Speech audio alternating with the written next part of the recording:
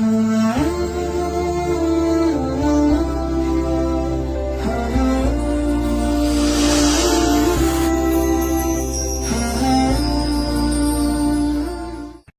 میں ہم ایک کام یہ کریں کہ آج کل لوگ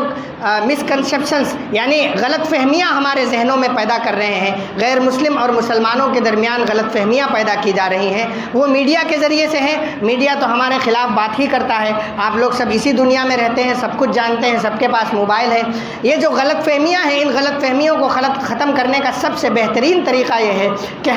ہمارے جو غیر مسلم دوست ہیں، غیر مسلم بھائی ہیں، جو ہمارے ساتھ کسی نہ کسی طریقے سے جڑے ہوئے ہیں، خواہ وہ بزنس کے معاملات میں ہوں، رشتہ داریوں کے معاملات میں ہوں، دوستیوں کے معاملات میں ہوں، کسی بھی معاملات میں، محلے میں، علاقے میں رہتے ہوں، ہم اپنے غیر مسلم بھائی اور دوستوں کے ساتھ اچھے تعلقات قائم کریں۔ جب ہم اپنے اخلاق کو ان کے سامنے پیش کریں گے، جب ہم اپنے اخلاق کو ان کے سامنے بتائیں گے، دیکھیں گے، تو وہ ٹھیک اسی طریقے سے جب فتح مکہ کے موقع پر 80% غیر مسلم جو واچ اینڈ ویٹ کی پوزیشن میں تھے، آج ہمارے 80% غیر مسلم بھائی بھی اسی پوزیشن میں ہیں، وہ بیٹھے ہوئے ہیں اور دیکھ رہے ہیں کہ دیکھتے ہیں کہ پاسا کس طرف پلٹتا ہے، وہ بھی اسی پوزیشن میں ہیں۔ ہم لوگ پوری ہندوستان کا سفر کرتے ہیں، ہوائی جہازوں میں سفر کرتے ہیں، غیر مسلم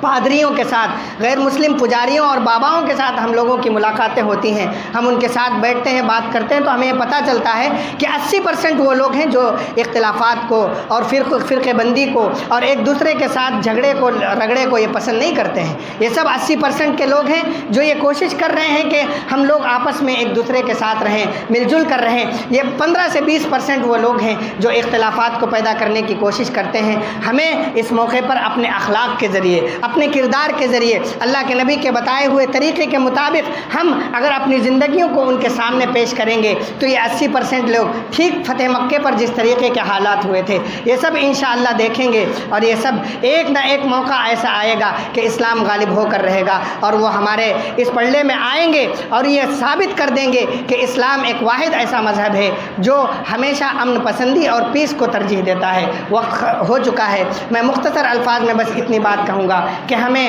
آج 3 کام کرنے کی ضرورت ہے۔ اللہ کے ساتھ اپنے رشتے کو مضبوط کرنا ہے۔ دوسرا کام سب سے اہم یہ ہے کہ ہم امت میں اتحاد کو پیدا کریں، اس کے جو طریقے ممکن ہو سکتے تھے میں نے آپ حضرات کے سامنے رکھے۔ تیسرا کام یہ ہے کہ ہم اپنے غیر مسلم بھائیوں کے ساتھ اچھے تعلقات کو استوار کریں۔ اللہ تعالی ہم سب کو عمل کرنے کی توفیق عطا فرمائے۔ وآخر دعوانا الحمدللہ رب العالمین۔